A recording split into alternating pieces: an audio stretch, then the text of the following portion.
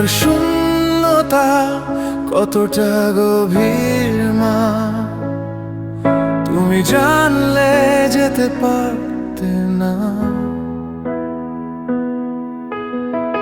বিদায় দেব না মা, এই যাত্রার বিদায় হয় না।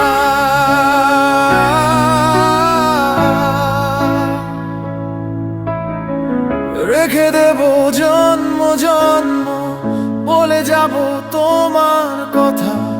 সময়ের মহাকালে ফুল হবে সব ব্যথা। বিদায় দেব না মা, এই যাত্রার বিদায় হয় না।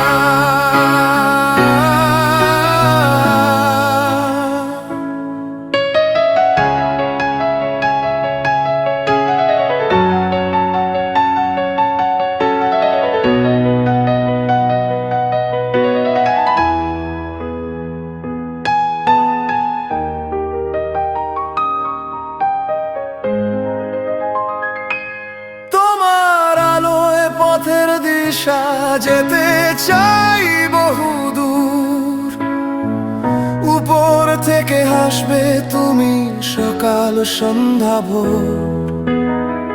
বিদায় দেব না মা, এই যাত্রার বিদায় হয় না। আমরা শোকাহত, বাকরুদ্ধ এবং স্তব্ধ। আজকে সারা বাংলাদেশ স্তব্ধ, শোকাহত, বাকরুদ্ধ। আজকে বাংলাদেশের 18 কোটি মানুষ স্তব্ধ হয়ে গিয়েছে, শোকাহত হয়েছে। তারা জানে না তারা কি বলবে। আজকে একটি যুগের অবসান হয়েছে। দেশনেত্রী বেগম খালেদা জিয়া, যিনি গণতন্ত্রের অতন্ত্র প্রহরী হিসেবে তার জীবনের একটি অংশ তিনি বাংলাদেশের মানুষের জন্য বিলিয়ে দিয়েছিলেন। আপনারা জানেন 1982 সালে শহীদ প্রেসিডেন্ট জিয়া রহমানের তিরোধানের পরে রাজপথে নেমে এসেছিলেন দেশনেত্রী বেগম খালেদা জিয়া গণতন্ত্রের সৈনিক হিসেবে। তিনি রাজপথে ছিলেন, তিনি সম্মুখের দরজা দিয়ে রাজনীতিতে প্রবেশ করেছিলেন।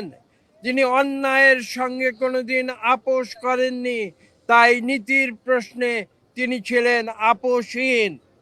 তার উপরে জুলুম হয়েছে, নির্যাতন হয়েছে, কিন্তু কোনোদিন তিনি অন্যায়ের কাছে মাথা নত করেননি, কোনোদিন আপোষ করেননি।